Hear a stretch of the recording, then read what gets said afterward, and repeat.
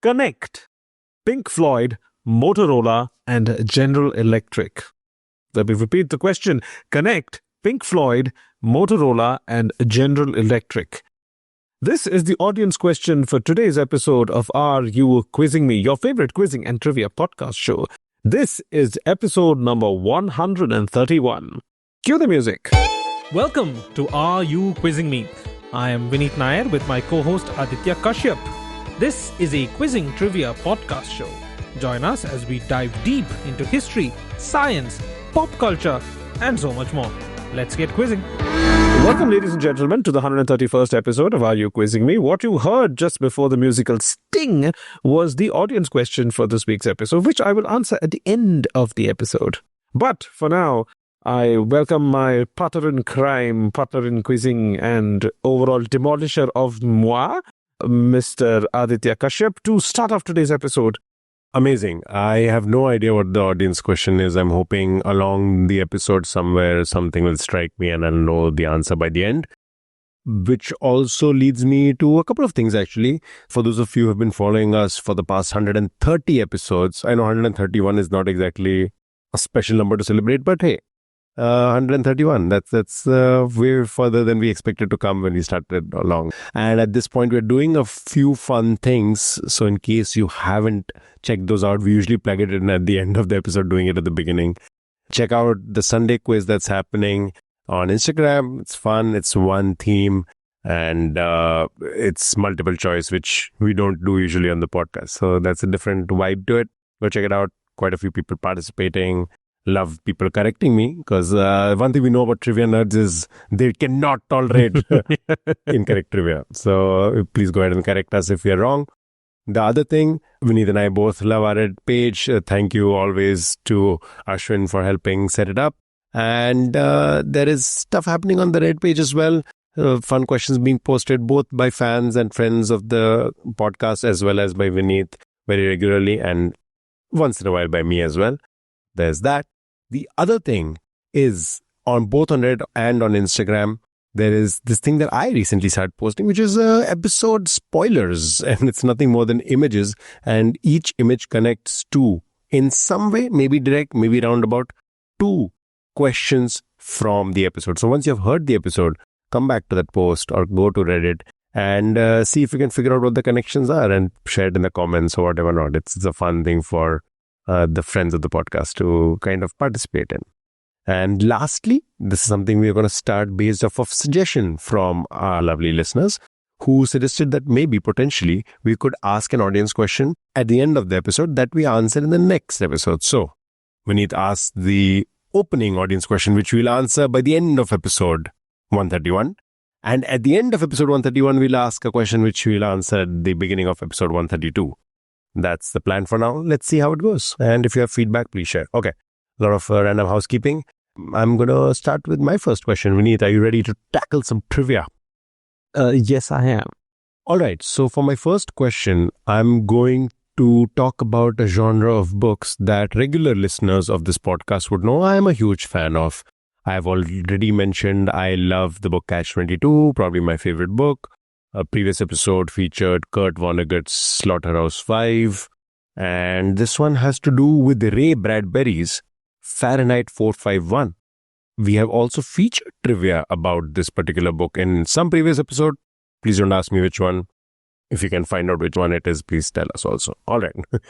Vineet, do you know about this 2004 American documentary film called Farenheit 9/11? It's a documentary by Michael Moore. I am familiar with it. Perfect. And as should be obvious to anyone, that Farenheit 9/11 is derived from the novel Farenheit 451.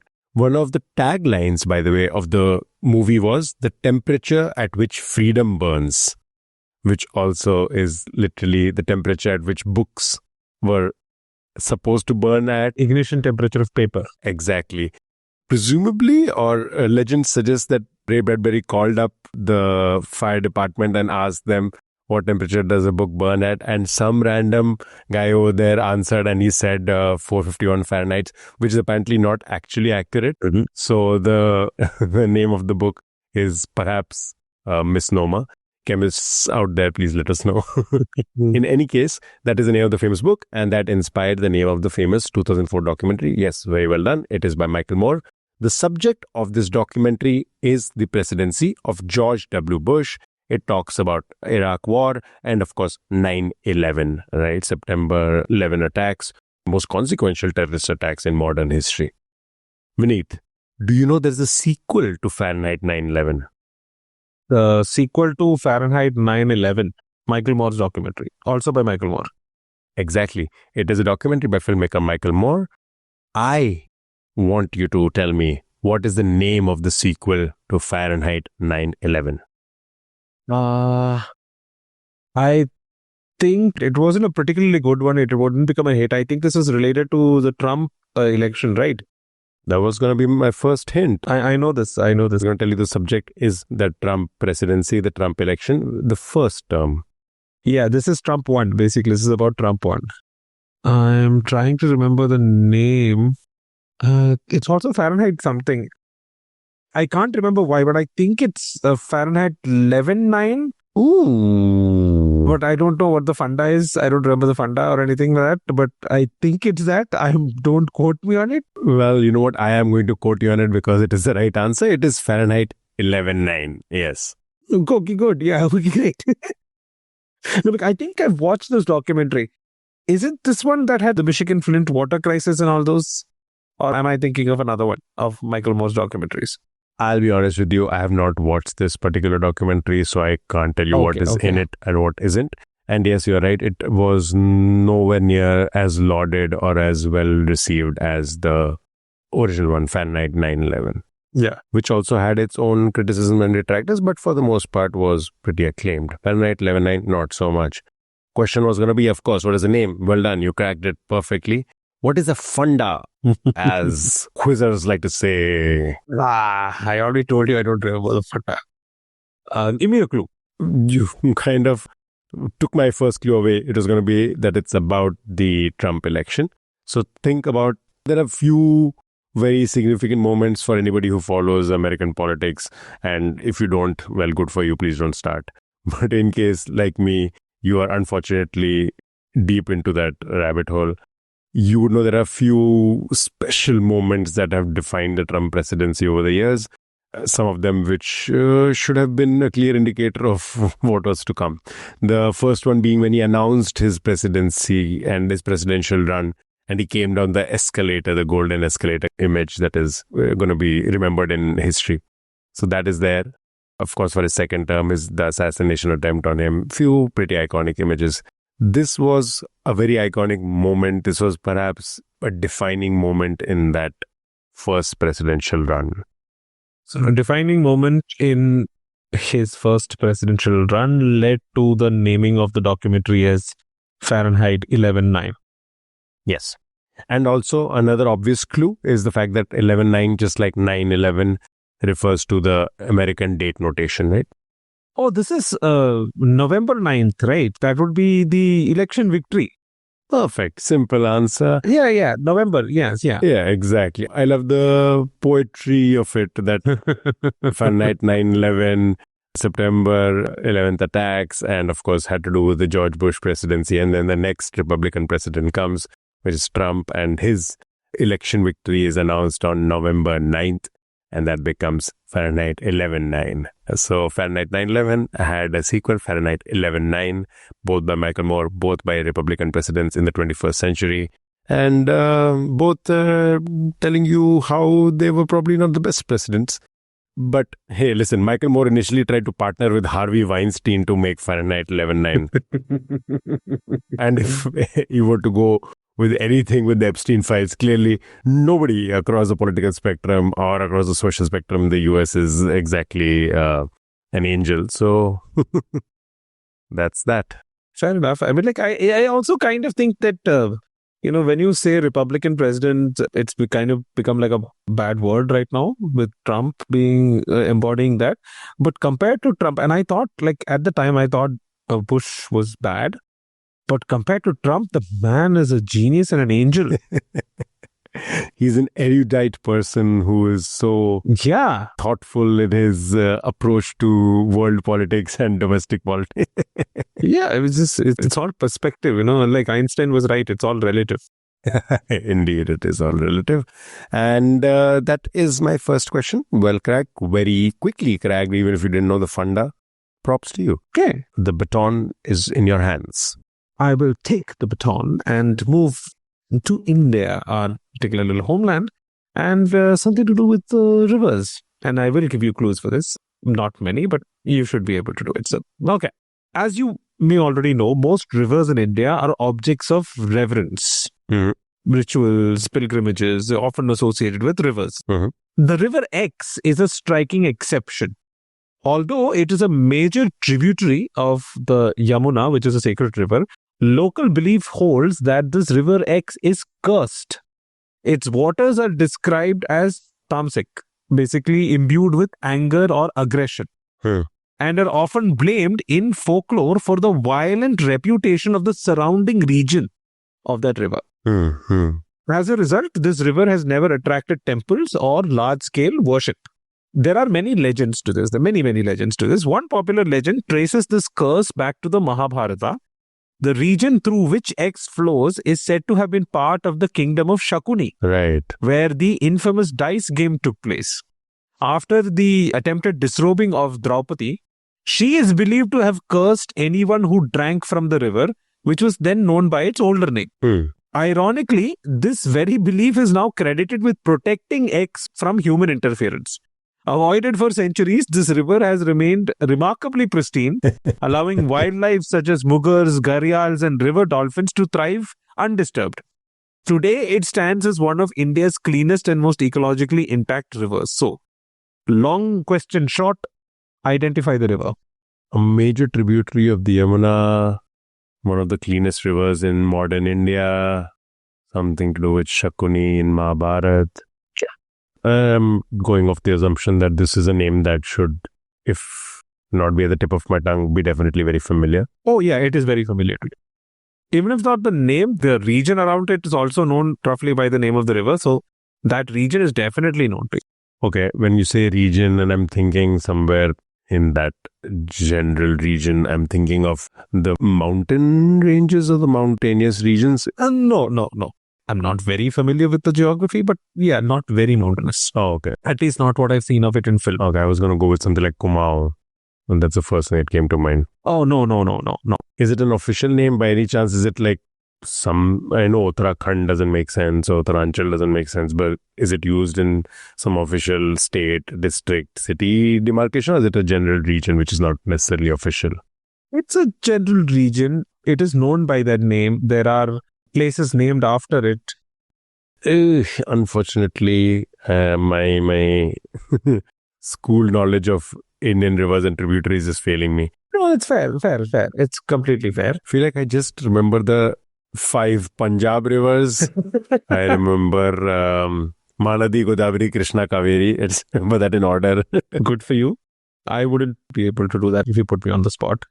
This is all fair. So I will give you a clue. One of the clues that I've embedded in the question is that this curse is also believed to be one of the reasons for this place's violent reputation. Then the only thing that comes to mind is Kurukshetra. Oh, no. Kurukshetra was not where Draupadi did the curse, right? So that's also the clue there. It's not the Kurukshetra. You would not have probably heard of this particular name in the Mahabharata because it had a completely different name in the Mahabharata, the older name. We know it by a different name. When you say violent and Mahabharata, Kurukshetra seems to be the only thing that is popping into my head. So is there any other hint? No, it's a violent reputation now. Oh, okay. I'm going to give you a clue. Okay. Recent movie.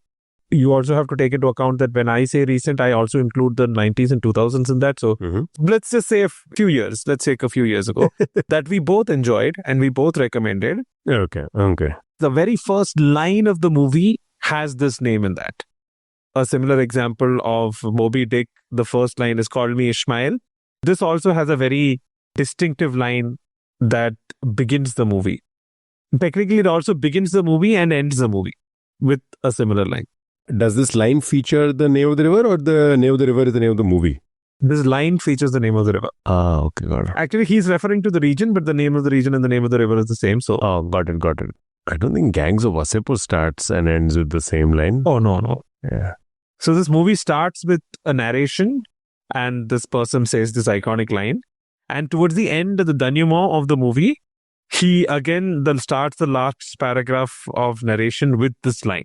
I have a feeling Amitabh Bachchan's narration in Lagan does start and end with a similar line. It's not Amitabh Bachchan, it's not Lagan.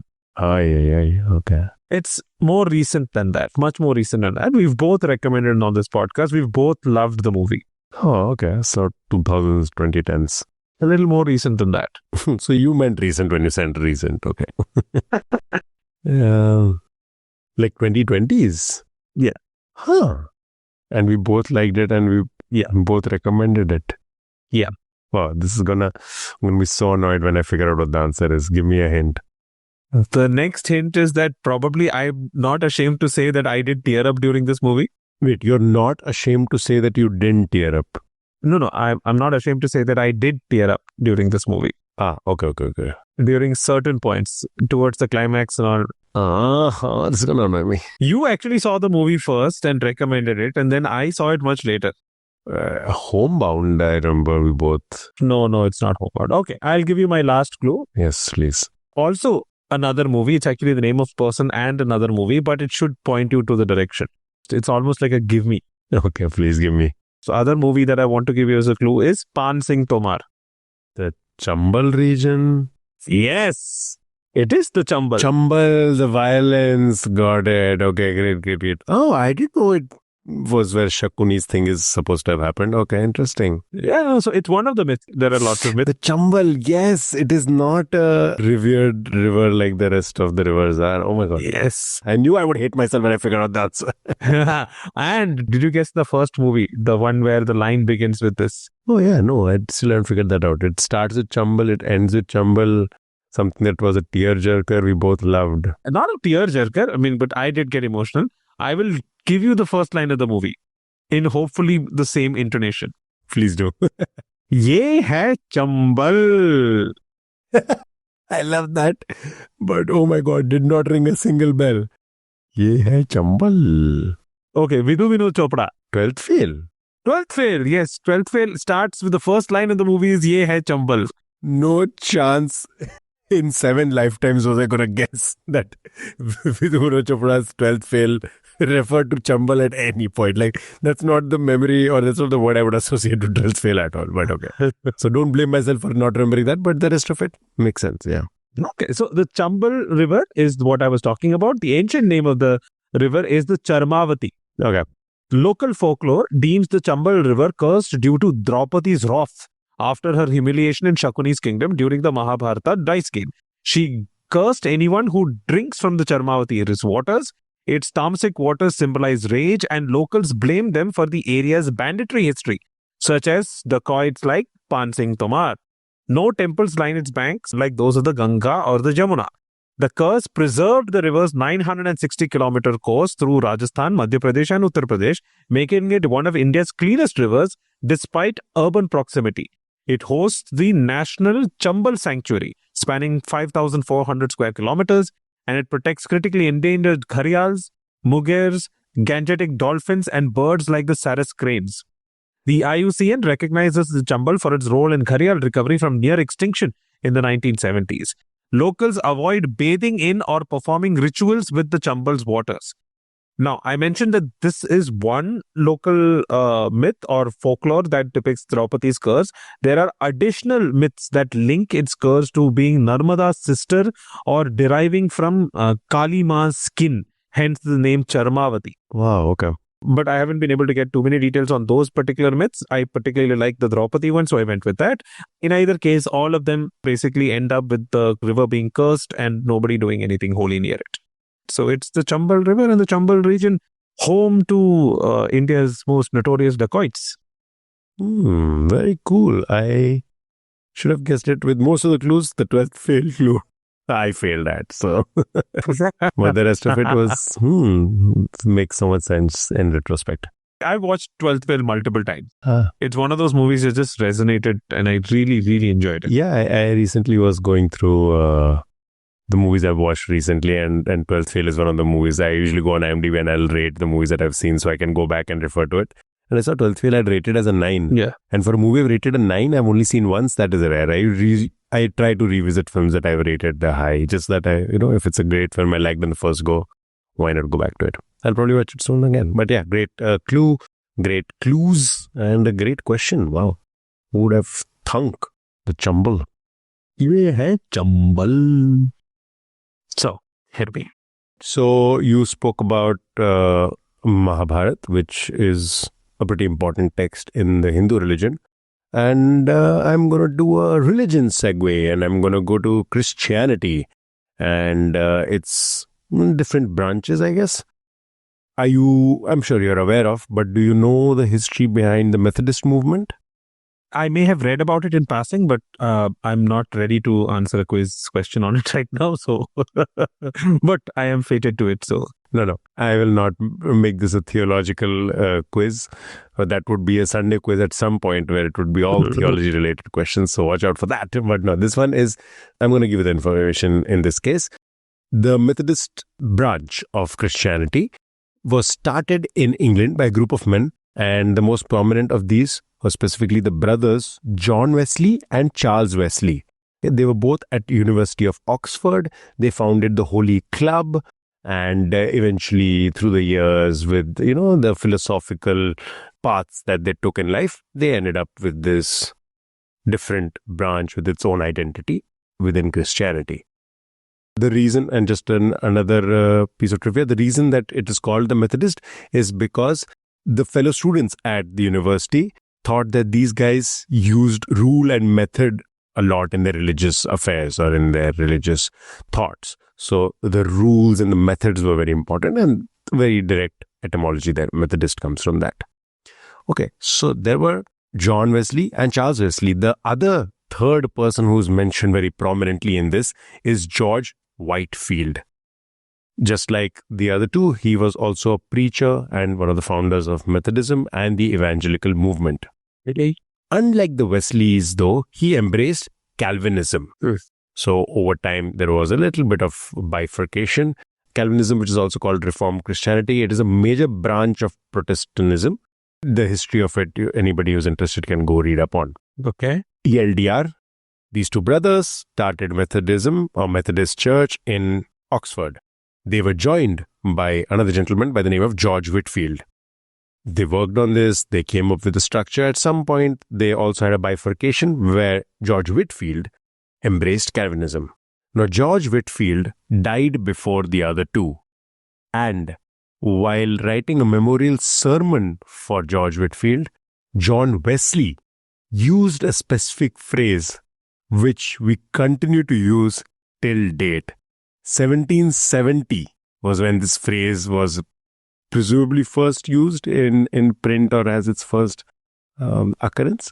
Or if not the first occurrence, it is definitely a moment where it became very popularly known. It probably was used before that as well, but this is when it became popularly known. Which phrase in the memorial sermon for George Whitefield that John Wesley used is today also used very commonly in English language? During the funeral for George Whitefield, John Wesley used a phrase in his elegy, which has become a common phrase in usage right now. Yes. Okay. It's specifically a phrase, right? It's a very specific phrase. I need some kind of context here. The reason I gave a pretty long sermon myself was to provide you the context that would help you figure out the phrase, right? So I told you how they came up with Methodism. Three of them are considered the founders of Methodism. Okay. Wesley brothers and Whitefield. Whitefield died. John Wesley, who perhaps played the most important role in Methodism or Methodist Church, he wrote a memorial sermon which he delivered. He was also a preacher. So he wrote a memorial sermon that he delivered in which he used this phrase. The context of this phrase has to do with the lives that they had led. They had come up with Methodism. They had bifurcated a little later in life. Okay. When Whitefield passed away. John Wesley acknowledged that? First thing that strikes is the fact that the Wesley brothers agreed to do an elegy for somebody who split off from their denomination. I'll put a caveat here. My knowledge is very superficial. So whatever I presented is a very superficial understanding. Is it particularly a schism? Is it a split? Or is it just a small bifurcation? All those specifics, I'm not sure. Anybody interested, please go read up on it. But yeah, that's the broad strokes of it. Is it like my ardent enemy or something like that? Or Okay, let me give you the second hint I was going to. The second hint has to do with that this would probably be used in so many different contexts, but you'll hear a lot of it in debates, maybe specifically political debates, but definitely in debates. I wouldn't piss down his throat if his heart was on fire. Wait, where is this commonly used? I don't know if this is commonly used. No, I've read it in places. No, something so commonly used in maybe not even debates, but maybe arguments. You could perhaps use this in an argument with a loved one or with a colleague. I reject your reality and substitute with my own. I don't know who you are talking to, Vineet. I don't have such fancy conversations. That's a classic Mythbusters line. Come on, Adam Savage. I don't know what content you're watching, but I am watching a lot more reels than Mythbusters. So. Okay, no, but that is one of those lines I love to use. I reject your reality and substitute my own. Agree to disagree? Agree to disagree is the phrase. Oh, yeah, makes sense. They disagreed, but he agreed to disagree and came up for his funeral anyway. Nice. Exactly.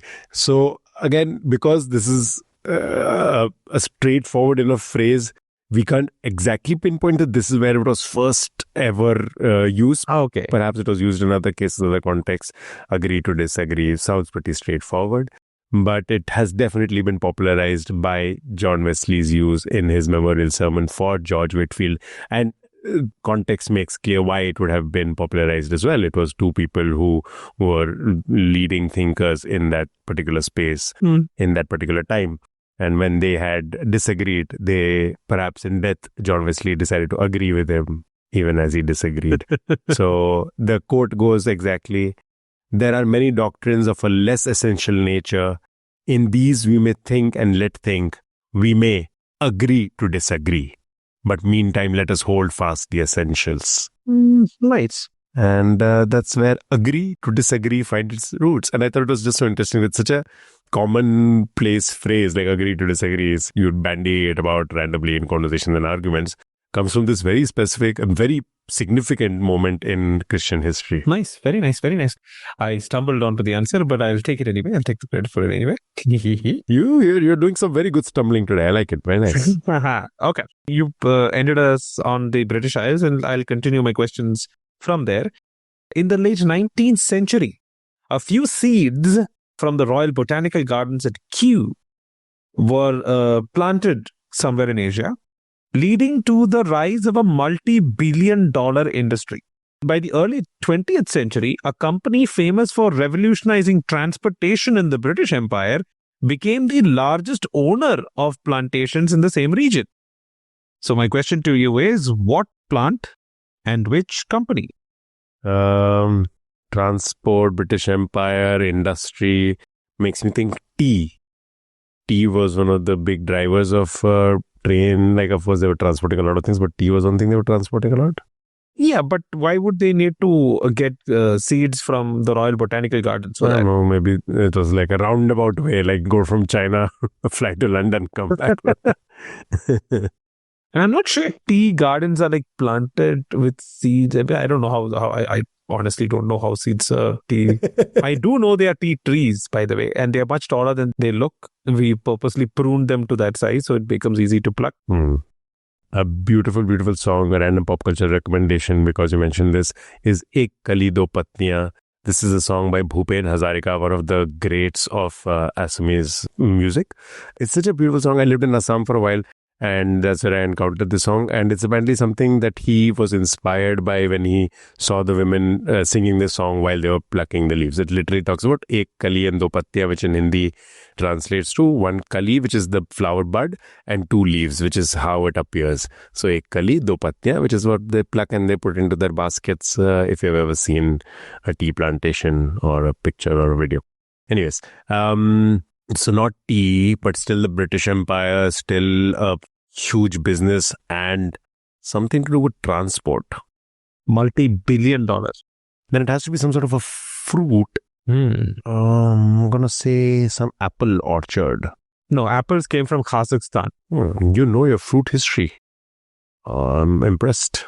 Okay, I don't know why my brain is stuck in the mountains for some reason. I think because I recently read Ruskin Bond. So I'm just associating British to the mountains. I'm thinking of things that are grown in that space. No, they were quite attracted to mountains. Is it the mountains or is it some other part? Oh, actually don't even know if it's India. Is it India? Is it the mountains in India by any chance? No, this is not India. Not India. Okay. And not mountains either? No. Okay. Completely off the mark. As off as I could be.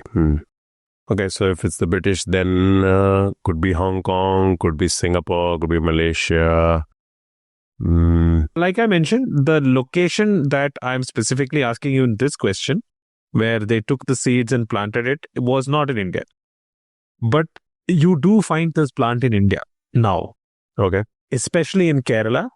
So in other states as well, but in Kerala especially. At one point, it was quite popular to plant quite big plantations of these and make money from them.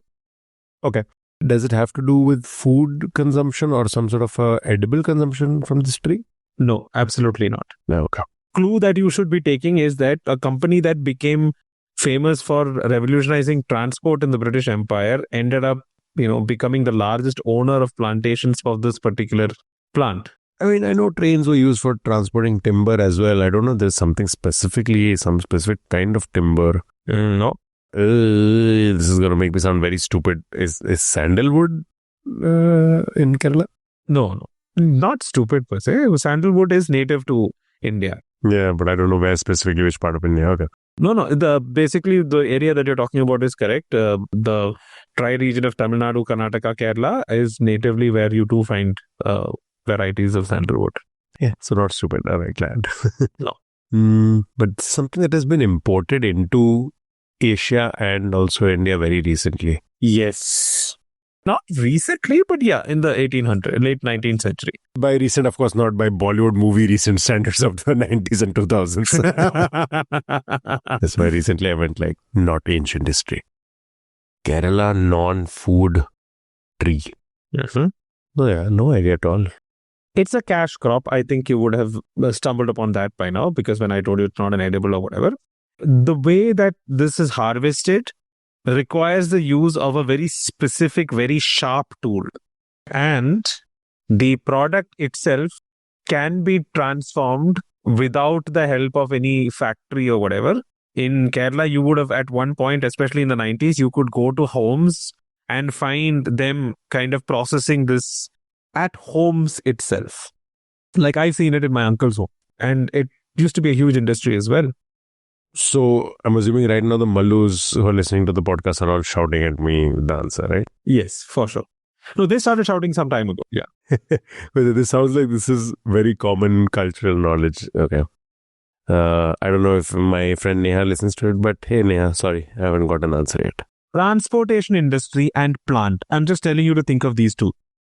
No idea at all. You know what? Put me out of my misery. Tell me the answer. I'm going to give you one last chance. You are kind. I'm going to tell you the name of the company. Okay. The company is Dunlop. So, actually, did I not? My God. Okay, I truly do apologize to our listeners because I think in my head I said rubber at some point. Oh, no, you did not. You did not say rubber.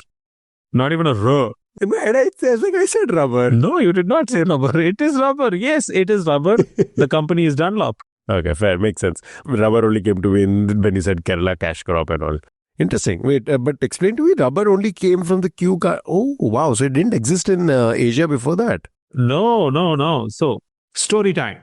Story begins in 1876 when Sir Henry Wickham collected thousands of seeds from the wild trees of the Amazon rainforest and sent them to the Royal Botanical Gardens at Kew in London. Only a small fraction of these seeds survived the journey, and they were successfully germinated in Kew's greenhouses. Okay. Because obviously Britain does not have a tropical climate. These seedlings were then sent to British colonies, including Malaysia, Singapore, where they were planted in botanical gardens and later distributed for large-scale cultivation. This sparked the creation of the multi-billion-dollar rubber industry. The plant in question, which is called Hevea brasiliensis, became the foundation of a global trade that transformed colonial economies. By the early 20th century, Malaya had become the world's leading producer of rubber.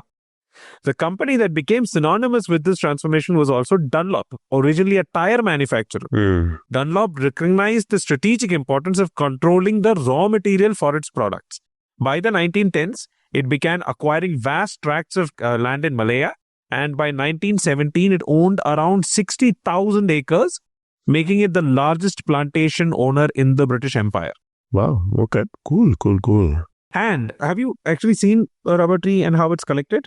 No, I mean, I think I have vaguely somewhere read it, but I don't have any visual memory or recollection of how it looks. But yeah, what you said sounded like something I've read somewhere. Yeah. Yeah, so basically just the clues that I was giving you is, the rubber trees, they are tapped. It's called rubber tapping. Right. There is a very specific, very sharp kind of knife which is used to strip away the bark so that the resin or the latex from the tree can drip into small bowls which are tied around the trunk.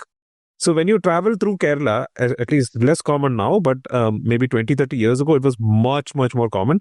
You would find huge plantations of all these trees with small cups attached to them. Those are like rubber trees. And this basically we used in colloquial Malayalam, you'd call them rubber pal, or which comes as rubber milk, which is the latex. So this latex is then formed into sheets. And many homes which had rubber plantations attached to them, they used to make these rubber sheets themselves, which would then be sold. Wow. Okay. It was a common sight in the past, but now rubber has fallen out of favor. Not as common as it used to be. And by the way, now I know why I never saw it, because I remember listening to a podcast about rubber, and that's why I don't have any visual memory of it, but I remember hearing what's nice. And also, because I'm a little embarrassed it took so long, I'm going to just edit this clip into the earlier part. Let's act, okay? 3, 2, 1. Oh, yeah, of course, rubber. Yeah, rubber. Yeah, of course. Dude, yeah. So easy. Yeah. I knew you'd get it, Before you even finished your question. Having lived in Singapore and Malaysia and all. Singapore, Malaysia, my Malu friends, your Malu, I know all about it. Yeah. So easy. Let's move on to the next question. Yeah, obviously. Please come up with tougher questions. Yeah, definitely. Okay. Well, you were speaking of rubber.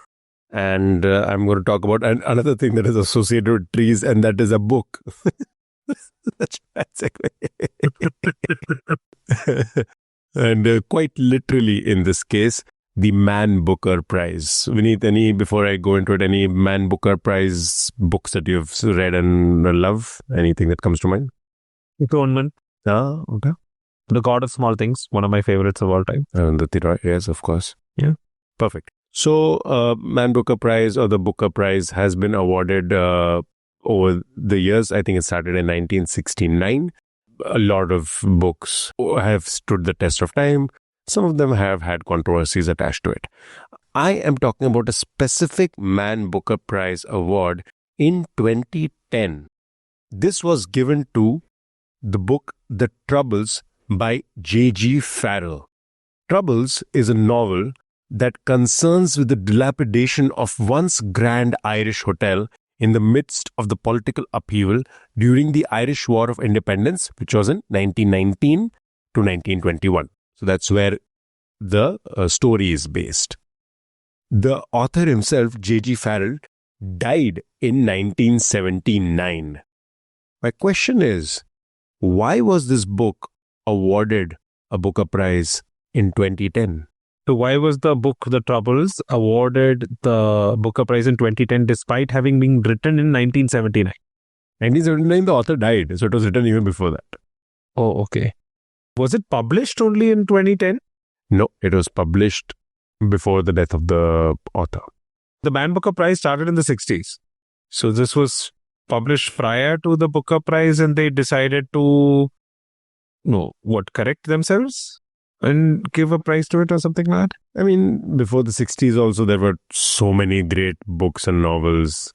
It would not make sense to single out this one specifically. Yeah. That makes sense. No, I'll need a clue. Okay. This book was published in 1970, right? and the Booker Prize started being awarded in 1969. This doesn't have anything to do with the publication of the book itself. It has to do with the prize, as to why was the book not awarded a prize in the year that it was published, but was awarded the prize, 40 years later? 1969, the Booker Prize started to be given. Yeah. So it would have been eligible for the Booker Prize, the first ever Booker Prize, right? No, it was published in 1970. So they started giving it in 1969, right? The Booker Prize. So how would a 1970 novel be eligible in 1969 for a Booker Prize? So it released in 1970. It should have been eligible for the 1971 prize, right? And it did not win. I think there's a voting committee for this, right? Was there some kind of like a tie, and then they decided to give it to one book, and this one got... Okay, no. It's actually a lot simpler, a lot more straightforward. Not straightforward, but yeah, probably more esoteric, actually, I should say. Not straightforward, exact opposite of it. Okay. It is the fact that they did a rule change in 1970. It was the previous year publications that were rewarded. From 1971, it was the current year that was rewarded. So 1970 was skipped entirely. Oh. It disappeared. Literary agent and archivist Peter Strauss has been credited with conceiving the idea of Lost Man Booker Prize. Okay. That was a name that was given to the special edition of the Man Booker Prize. Oh, okay. And he came up with the idea because he was wondering why Robertson Davies's 1970 novel Fifth Business, also pretty famous, or at least was acclaimed back then, it was not included in the Man Booker Prize shortlist. So he started reading up on what happened, and he's like, wait, what did we do in 1970? Did we just skip the entire year? So 1969 awarded 1968 novels. 1970 awarded 1969 novels. 1971, they're like, you know what? Let's just award the same year. So 1971 awarded 1971 novels. 1970 was ignored altogether. Oh, God. Okay. Even if you want to make the jump, you could perhaps combine those two into the same year and give one award. So at least they're in consideration. It was just ignored. It was like, too bad if you published it in 1970. We're just going to move on. Nice. I will give credit where it's due. Very often I don't remember where I come across trivia. In this case, it was specifically a colleague of mine, somebody I've worked with, Ami. Ami runs an Instagram page called Quizzing with Ami. Quizzing with Ami, yeah, no, I follow her. Yeah, both Vineet and I are fans of it. And she posts some very fun trivia. And this particular piece of trivia was on her profile page.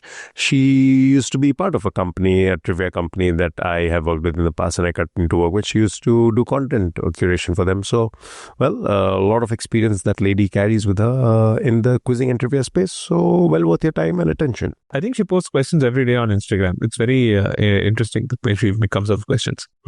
Okay. Thank you, Ami, for this piece of trivia as well. I'm going to move on to the last question that I am going to be asking in this episode, which I think will also be the last question of the episode. Now that you have said it, so it shall be. Yes, and I have hopefully saved the best for last. Okay. India operates its own independent satellite navigation network known as the Indian Regional Navigation Satellite System, or IRNSS. Okay. The system is better known by its operational name X, which is a word derived from Sanskrit that means sailor or navigator and is used across several Indian languages. Interestingly, X is also an acronym. Now, if you did not know, IRNSS is a fully automated regional navigation system that delivers precise real-time position and timing information covering the entire Indian subcontinent and around 1,500 kilometers beyond India's borders. So it's like India's GPS. Okay. What is the operational name for India's GPS, which is officially known as IRNSS, or Indian Regional Navigation Satellite System? What is the operational name for it? And you said it's a Sanskrit word, which means? It's a word derived from Sanskrit, which means sailor or navigator. Very apt name. Right. And it's also an acronym. Okay. I'm assuming in this case it's like a backronym. Is that what it's called? I think that's what I'm right. Possibly. Maybe they did that. A backronym is, for those who don't know, is where you basically decide on an acronym first and then make a an expansion for it. So it's possible that it was the case. The best example of a backronym, in my opinion, in pop culture is the Supreme Headquarters International Espionage and Law Enforcement Division. And the reason I love it is because I think in the show Agents of S.H.I.E.L.D., they mentioned that is what the acronym S.H.I.E.L.D. stands for, Supreme Headquarters International Espionage and Law Enforcement Division. And one of the characters says, do you know what that means? And the other guy replies, I think it means that somebody was really trying hard for the acronym to be S.H.I.E.L.D. S.H.I.E.L.D., yeah. I think it's in the very first episode of the show. Yeah. So that exactly pretty much defines backronym. Like somebody was trying really hard for it to make sense, and then so you come up with a word and then you try to assign some meaning or come up with some phrase that would make it an backronym. Okay. Sailor, navigator, Sanskrit derivative word, also used as a backronym or an acronym. Hey, aham gachami.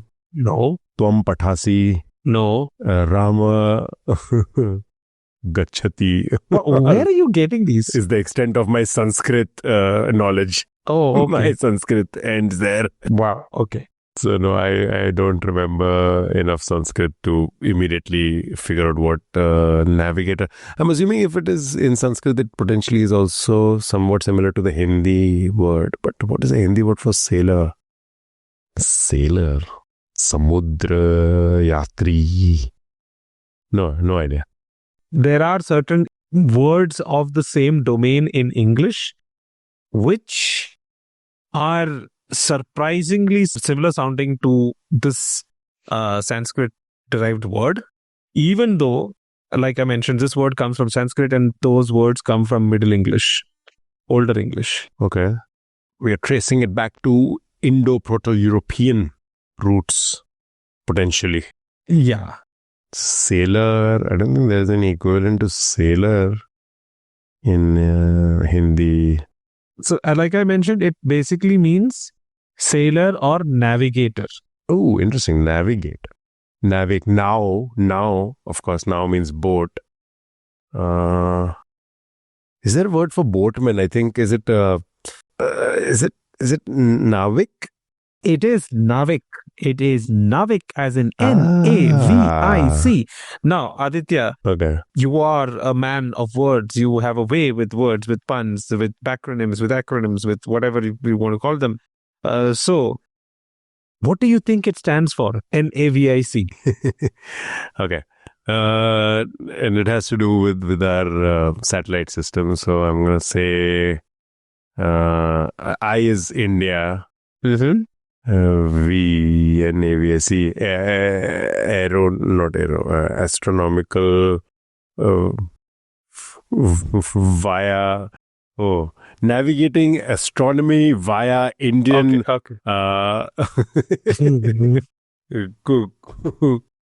flying It's okay. devices. Painful now. So basically, it is navigation with Indian constellation. Wait, I'm sorry. Where's the V?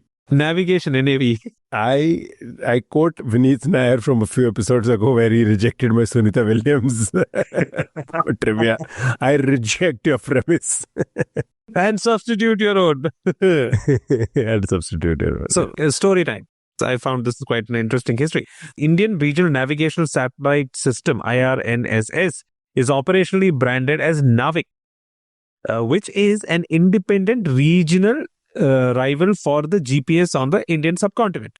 It derives from the Sanskrit Navik, which means sailor or navigator. Navik, navigator, even though that comes from navigar, which is Latin, and then you have navy, which also sounds similar, but that's from Middle English. Right. And this word also apparently across Hindi, Tamil, and other English languages also means roughly the same thing, sailor or navigator. Yeah. The reason we have this, during the India-Pakistan conflict, that is the Kargil one, Indian forces requested precise enemy positions from the US-controlled GPS system. The US refused access to military-grade accuracy. They have two grades. So there's a military-grade accuracy and then there's a selective availability which is given to the public. So we were used to use only the public kind of GPS data that is available. forcing the reliance on that civilian GPS, which has roughly around an error of 100 meters. Or we had to use maps, which then led to higher casualties and operational setbacks. This exposed India's vulnerability. GPS or GLONASS, GLONASS is the Russian version, which is controlled by the Russian Defense Ministry. Both of them could degrade or deny service during conflicts. We, as in our tradition on doing shit ourselves, including a space program and a nuclear program, we devised a fully autonomous GPS-like system with 8 operational satellites. 3 of them are geostationary, 4 are geosynchronous. The primary accuracy is up to less than 20 meters and with enhancements to less than 5 meters. Wow. It is also interoperable with GPS or GLONASS. It covers India and 1,500 kilometers beyond India's borders. The future Generation 2 satellites will also be adding an L1 band for wearables. Okay. So it started, the launch span was between 2013 and 2018. We became fully operational in 2018. Okay, nice. There are many phones available in the market right now which can use Navik. Even apps like Mac My India integrate Navik, navigational data. So this is actually having better penetration than GPS in many areas. Wow. And unlike GPS, which has around a 20-meter global resolution, this can hit up to 5-meter resolution with augmentation. Yeah, that's pretty cool. So even apparently the Apple iPhone 15 series and onwards from 2023 compatible with Navik. We have our own GPS system, which is technically more accurate than GPS. So I'm assuming the primary motivation was military usage. So I'm assuming there is a military grade thing again, and you mentioned these phones using, so there is a civilian grade thing that is also being used.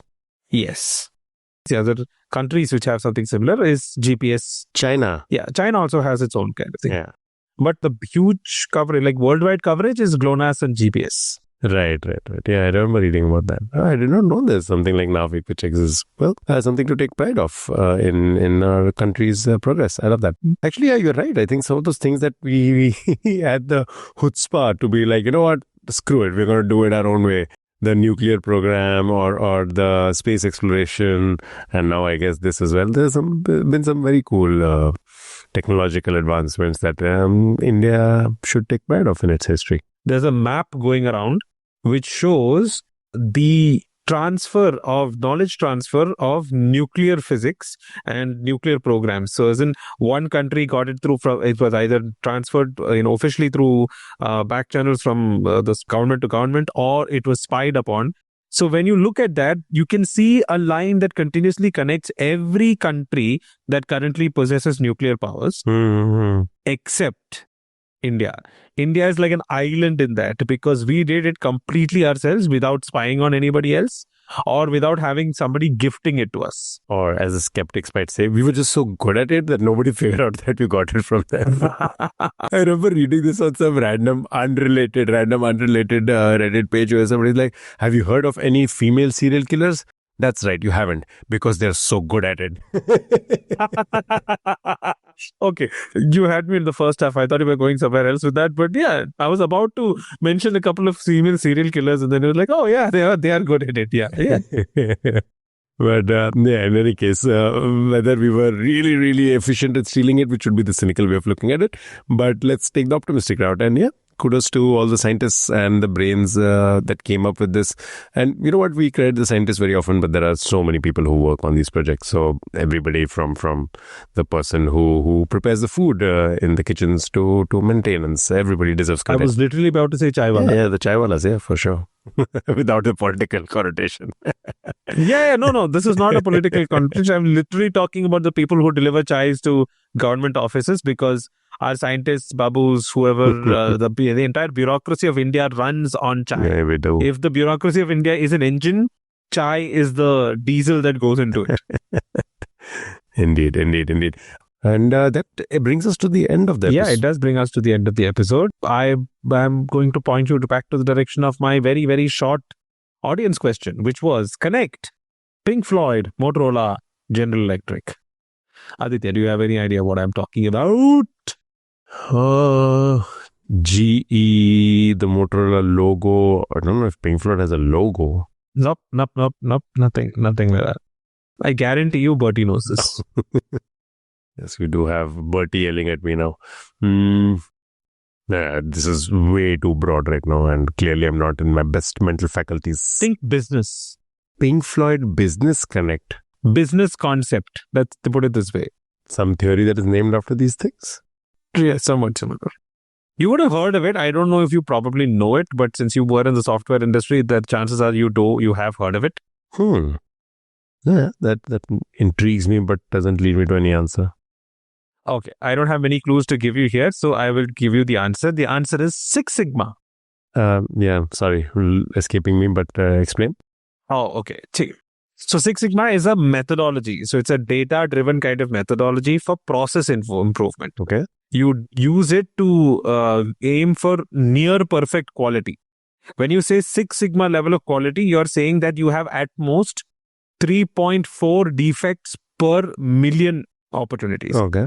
So if a process happens like a million times, you don't have more than 3.4 defects among a million of those. That's an insane level of quality. So this basically is a process methodology which is used for improving process improvements in manufacturing especially. This was developed in Motorola. Okay. By an engineer named Bill Smith. And famous CEO Jack Welch of GE, General Electric. He was famous for adopting it and popularizing it globally. They used it to save billions by waste reduction and things like that. It's used by a lot of other Fortune 500 firms, but GE and Motorola are known for having used Six Sigma quite effectively. One came up with it and one was the one who mass adopted it. Mm-hmm. Now, my question is, where does Pink Floyd come into all of this? That's so random. So basically, Pink Floyd formed in 1963-64 with the name Sigma 6. Oh, wow. Oh, that's really cool. Okay. Nice. Yeah, so their original band name for Pink Floyd was Sigma 6. Motorola invented the Six Sigma quality methodology in the 80s, and General Electric famously popularized and adopted it under CEO Jack Welch in the 1990s. So the connection is Six Sigma. Lovely piece of trivia. Wouldn't have cracked it, but you know what? My trivia... inner trivia child is happy. Okay, cool. Love it. Nice. As I mentioned, I also have a question, which is our, let's say, audience. We'll come up with the terminology. This is not the audience question. This is the figure it out and message us your answers question, because we'll reveal the answer only after a week. Question is, in 1941, there was a New Yorker cartoon. And I am potentially going to post the picture both on Instagram and on Reddit. So this is a visual supplement question. In 1941, there was a New Yorker cartoon by the artist Peter Arno. The image is of a crashed plane and a bunch of military personnel running towards the plane. And there are people who are rushing to help it. Cars moving towards it as well. And there's one guy walking away from it, looking very cool, cold, and composed, and holding a bunch of papers under his arm. My question is, what was caption given to this cartoon, which has become a popular phrase today? March 1st, 1941, New Yorker cartoon, caption, that is a popular English phrase today. The image will be shared as well. If you are curious, go check it out on Reddit or on Instagram and tell us what you think the answer is. Without using Google, of course. Yes, no Google, no Perplexity. Haha, no ChatGPT either. Okay, so Aditya, what's your pop culture recommendation for this week? My recommendation for this week, I'm going to do, like I've been doing, one of those Oscar buzz films, and I'm going to do something different from that. So the Oscar buzz film is Begonia. Emma Stone, La La Land favorite. She won an Oscar there. She won it again for Poor Things. She has worked again with the Poor Things director for this particular film, Begonia. And if that was not enough reason to watch this film, it also has one of my absolute favorite actors, except for the fact that he's cast in similar roles all the time, and I think he deserves more, but Jesse Plemons. So Emma Stone, Jesse Plemons, acting powerhouses. Yorgos Lanthimos, a Greek director who works in Hollywood. Some fantastic films under his belt as well. And phenomenal writing, great cinematography, everything is very, very solid.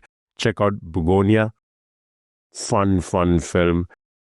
And if in Dhurandhar, because we talked about it before, if in Dhurandhar you like the chapters that Aditya Dhar uses, you might enjoy the chapters that Yorgos also uses in Bugonia. And it's quite the lovely visual treat that pops up in between. So that's my Oscar buzz film.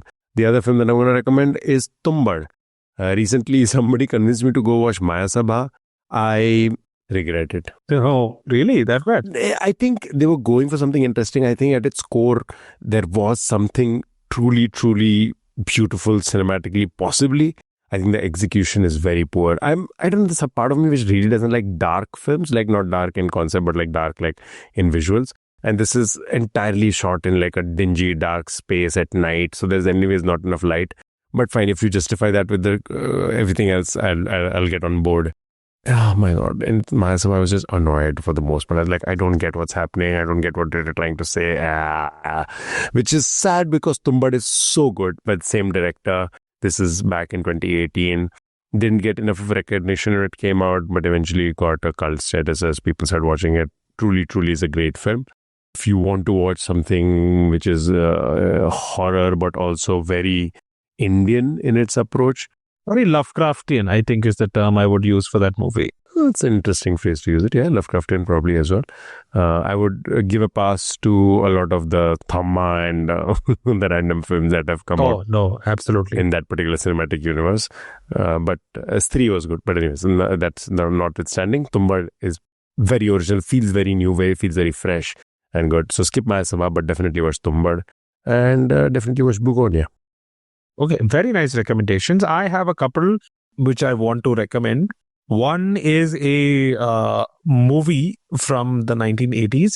I had mentioned director Padmarajan and his movie Nyan Gandharvan or I Gandharva in, I think, the episode number 129, I think it was. Mm-hmm. So there is another movie of his which I really, really love, which stars two of Malayalam cinema's greatest actors, Mammootty and Mohanlal.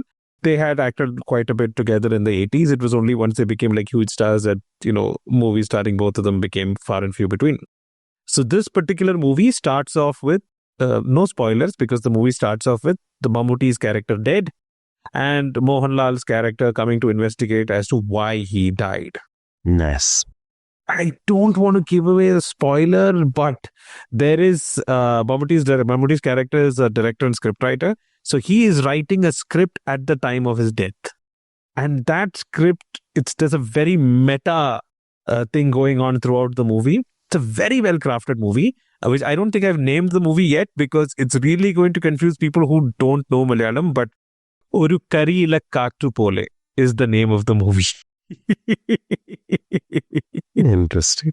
So it's a 1986 movie directed by, as I mentioned, Padmarajan. The translation would be like a zephyr of dry leaves. Zephyr being the kind of wind that you associate with it, but a zephyr of dry leaves. It's one of the best investigative thrillers in Malayalam, but it's not a classic kind of whodunit investigative thriller. More than that, there is a core element to it. There is a surprise towards the end and whatnot, but there is a core element which I found which it fascinated me when I saw it years ago, and I still consider it one of the best Malayalam movies. Fair warning, Malayalam movies, the script is great, acting is top notch, but the quality of the cameras and the lenses and the things and the background music wasn't that great in that particular era. But, still give it a try.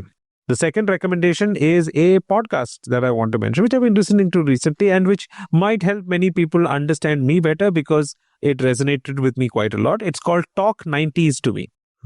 So it's all about the stuff that happened that shaped the pop culture of the 90s, which shaped me. So I found it quite nostalgic and I listened to it and it makes me feel all warm and gooey inside. So yeah, so with Talk 90s to Me, the podcast, and the movie Kariyila Kaattu Pole by Padmarajan. Those are my recommendations. I actually recently went on a very tiny small rabbit hole of Mammootty and Mohanlal, because you've been talking so much about it.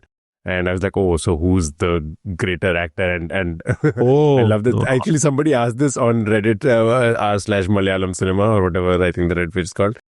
And this was a person who was not familiar with Malayalam cinema. He's like, I know these two people are famous, but who does Reddit think is the better actor? And everybody was like, Oh. you do not ask that question. Oh, absolutely not. Yeah. And everybody came up with like, oh, okay, this is what Mammootty's thing is and this is what Mohanlal's thing. And a lot of it made sense. I think I've seen a few of Mohanlal's films, I think one or two. I don't think I've seen enough of Mammootty's films. And I know this is where in that small rabbit hole I found out that Patriot in 2026 is going to star both of them. Their full collaboration after many years, definitely more than 10, 20 years, whatever. So I am going to go watch Patriot, but before that I'm going to watch a few more Mammootty films. I want to jump on the bandwagon and Oh, okay. I'm not Mallu, so I'm going to have a pick of whether I like Mammootty or Mohanlal. I am going to give you a crash course in Mammootty films. Vineet, I'm going to time you, okay? You have 30 seconds. You name as many Mammootty films as you want in 30 seconds and go. I'm going to ask you to watch Kadal the Core, which is a recent movie. Brahma Yugam, which is a horror movie that he starred in that was amazing. Vidhayan, in which he stars a very cruel landlord. Then there is Bhuda Kannadi, again, a fantastic movie of his. Madilugal, Pondan Mada, Oru Vadakkan Veeragatha. This is like the essential Mammootty who is. There are a lot more movies, but this is a good starting point to show you his range. And time. Oh, perfect. Wow, very nice. Listeners can go check. I timed into 30 seconds exactly, and Vineet delivered. So yeah, okay, I'm going to check out these films and I'm going to have an opinion. So all my non-Mallu listeners, let's all convene and not tell the Mallu folks what we think, who is better. Let's not offend them, but let's have our opinion. There's a fun fact. Mammootty and Mohanlal acted together in a movie called Hari Krishnans. Mm-hmm. This was in the 90s. This was after both of them became like huge. And the actress, by the way, was Juhi Chawla.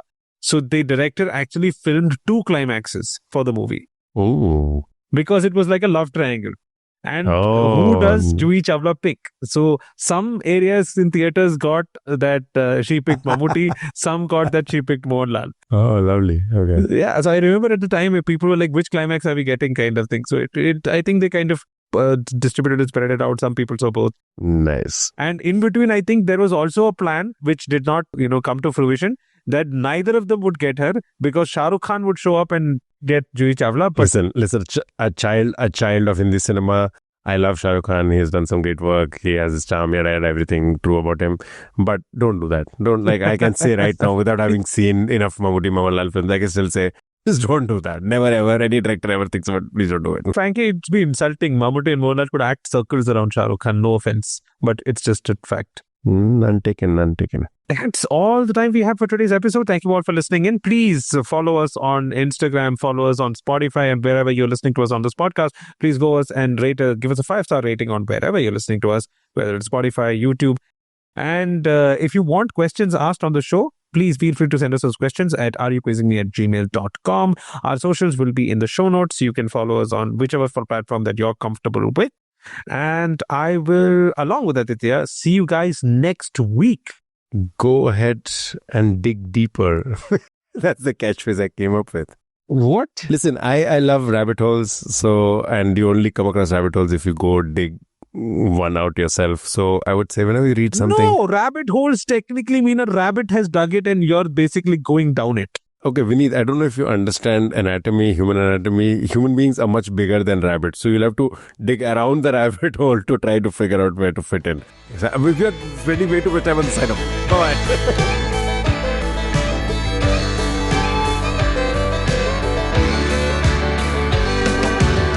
Why do I have all of these open? I am incapable of closing tabs.